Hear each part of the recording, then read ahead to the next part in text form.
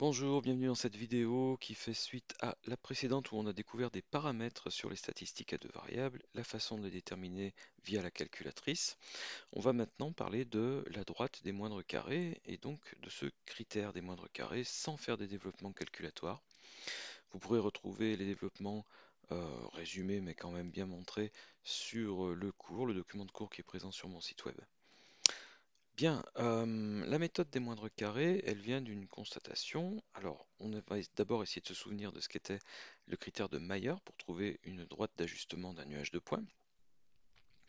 On se souviendra qu'on avait l'intention de raisonner sur les résidus. Imaginons une droite soit tracée en essayant plus ou moins de suivre la tendance de ce nuage de points.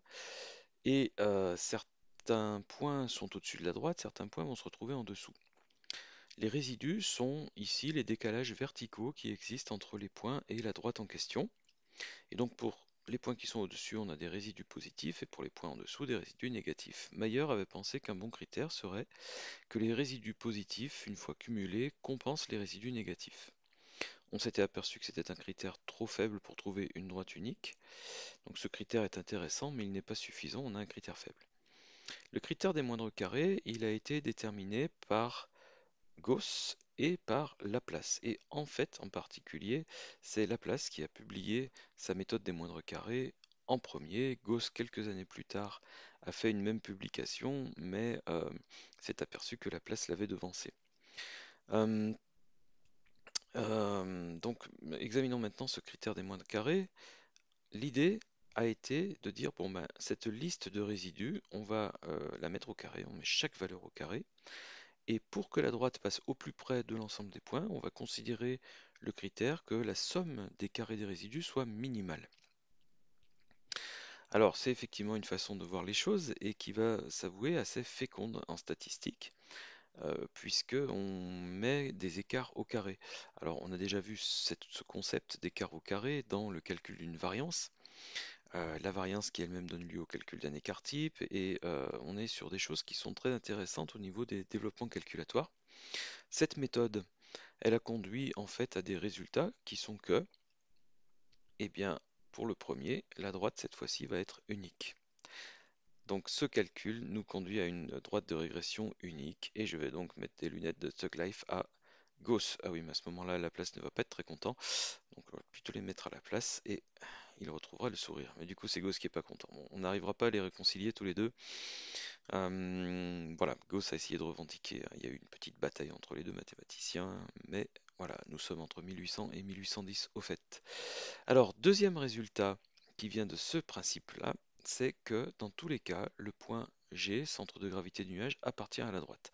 Alors je rappelle que G, c'est le point qui a pour coordonnées x bar et y bar. Et enfin, les développements ont conduit au fait de pouvoir calculer les coefficients de l'équation de cette droite, donc tant mieux. Et on s'en aperçoit, donc je lui mets quand même des lunettes aussi parce que sinon il va pas être content. Allez, je donne une couronne aussi, Gauss, parce que tu étais un mathématicien extrême. Oui, mais la place du coup reprend la couronne. Bon, il faut avouer, c'était deux monstres mathématiques, ça a été les deux plus grands mathématiciens de leur temps pendant 20 ou 30 ans. Donc rendons-leur hommage. Alors, les formules de A et B pour l'équation de la droite, j'y reviens.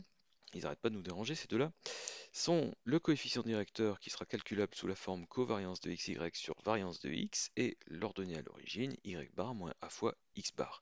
Ce qui d'ailleurs est le point qui nous assure que G appartiendra forcément à cette droite.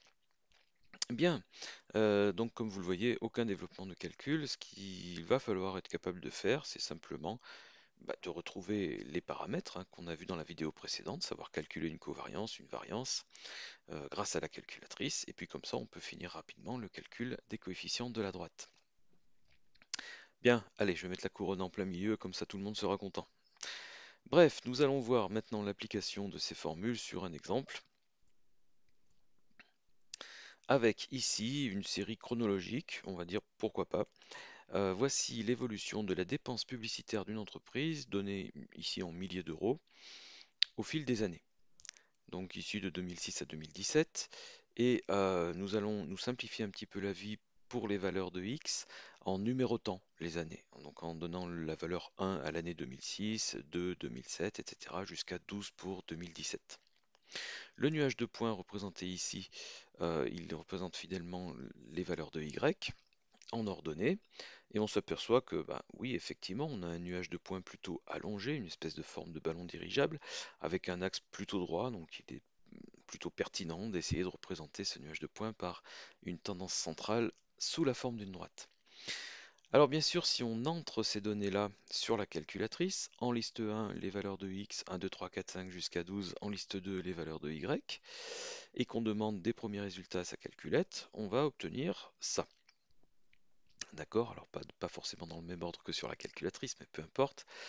Moyenne de x 6,5 entre 1 et 12, moyenne de y 83,33, et puis les sommes des x carrés des y carrés, les écarts types, la somme des x, y, bref, tout ce qu'il nous faut pour calculer les variances et la covariance. Je rappelle que la variance de x par exemple est égale à la somme des x carrés divisé par n moins x bar au carré, donc ici 650 sur 12 moins 6,5 au carré. Résultat, 11,91 environ. La variance de y, 91 750 divisé par 12 moins 83,33333 au carré. Je précise encore une fois, soyez précis dans le calcul d'une variance ou d'une covariance. S'il y a 5, 6, 7, 8 décimales disponibles, prenez-les. Encore une fois, parce que l'erreur commise est amplifiée dans le calcul d'une variance. Donc 701,3889 à l'arrivée, précisément on va dire pour V de Y, et puis pour la covariance de XY, on a besoin de somme XY divisé par N moins X bar Y bar, 7510 divisé par 12 moins 6,5 fois 83,3333 et ainsi de suite. Résultat précis 84,1667. On interprète rapidement le signe de la covariance. On se souviendra, c'est dit dans la vidéo précédente, que si une covariance est positive, ça veut dire que globalement, on a une y qui est fonction croissante de x, c'est-à-dire que le plus souvent, lorsque x augmente, on voit y augmenter. Donc ça n'est pas vrai pour le passage de n'importe quel point au suivant si on suit le nuage, hein, on a plutôt tendance à tracer des zigzags, mais pour des valeurs faibles de x, on observe plutôt des valeurs faibles de y, et pour des valeurs fortes de x, effectivement, on observe plutôt des valeurs fortes de y. Donc c'est ça la tendance que la covariance nous indique. Pour calculer maintenant les coefficients de la droite de régression, petit a va être égal à covariance de xy sur variance de x. En fait, on n'a pas besoin de la variance de y. Et donc on va diviser 84,16 par 11,91. En prenant un peu plus de décimales, on arrive à 7,0629. Et pour l'ordonner à l'origine, y bar moins a fois x bar. Donc 83,33 et des poussières, moins 7,0629 fois 6,5, résultat 37,42. On a donc l'équation de la droite de régression suivant les moindres carrés. Si en exercice on vous demande de calculer les coefficients de la droite pour enfin écrire l'équation de la droite, voilà tout ce qu'il faut faire. Il ne faut pas forcément réécrire tout ça, mais il faut passer par les intermédiaires variance de x, covariance de xy, en expliquant leur calcul, et puis calculer a et b, et enfin écrire l'équation de la droite.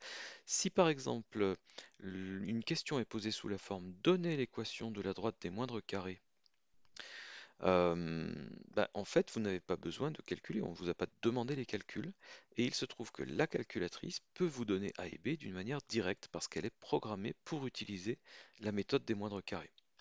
Donc on va le voir juste après. Traçons la droite au fait avant de voir où se situe A et B dans la mémoire de la calculatrice. Donc ici on a une équation, donc on va choisir deux valeurs de x différentes, par exemple 1 et 10, pourquoi pas. Si x égale 1, graphiquement, je n'ai pas une grande précision de lecture, hein. Donc si x égale 1, y vaut à peu près 7 plus 37,4, donc 44,4, je suis à peu près par ici. Et si x égale 10, j'ai y qui vaut à peu près 70,6 plus 37,4, donc j'ai à peu près 108. Si x égale 10, y vaut à peu près 108, donc ça va passer par là.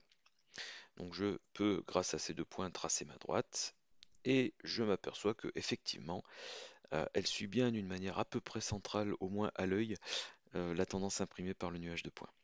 Alors maintenant, où se trouve A et B dans la mémoire de la calculatrice? Eh bien, en fait, vous demandez une régression à votre calculatrice. Donc sur une Casio, dans le menu Stat bien entendu, dans Calque à l'écran, vous choisissez encore à l'écran Reg, puis X, donc ça signifie régression linéaire. Après ça, la Casio vous demande AX plus B ou A plus BX, c'est-à-dire la notation entre guillemets francophone de l'équation d'une droite, y égale à x plus b, ou la notation anglophone, y égale a plus bx. Nous, on utilise y égale à x plus b, donc vous choisissez ça, et vous avez les coefficients a et b à l'endroit, on va dire. Sur une TI, il faut demander également une régression linéaire. Certains modèles de TI vous demandent l'inreg, en vous demandant ax plus b ou a plus bx également, et puis d'autres reglin. Donc pour les TI qui sont plus en français, donc régression linéaire, reglin. Donc là, vous choisissez effectivement reglin ax plus b. Vous vérifiez bien dans l'affichage de la TI pardon, si vous travaillez bien avec vos listes L1 et L2. Vous demandez le résultat et vous avez sous les yeux le coefficient A et le coefficient B. Voilà, encore une fois, la calculette utilise la méthode des moindres carrés. Par contre, elle ne vous donnera pas les coefficients de l'équation d'une droite de Mayer. On en reste là pour cette fois-ci. Dans la prochaine vidéo, on va parler un peu du coefficient de corrélation linéaire, dire comment on peut l'interpréter et dire aussi comment on ne peut pas l'interpréter parce qu'il peut être un peu trompeur ce coefficient. Voilà, je vous donne rendez-vous pour cette prochaine vidéo. Je vous dis à très bientôt.